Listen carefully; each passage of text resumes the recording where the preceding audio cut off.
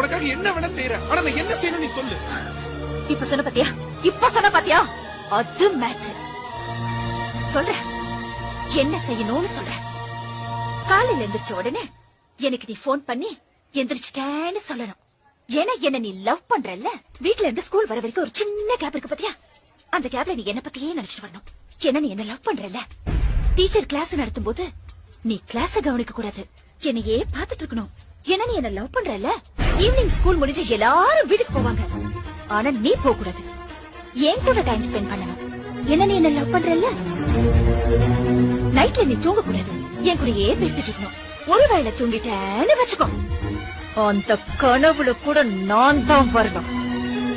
ஏன்னா நீ என்ன லவ் பண்றல்ல. லவ் பண்றல்ல.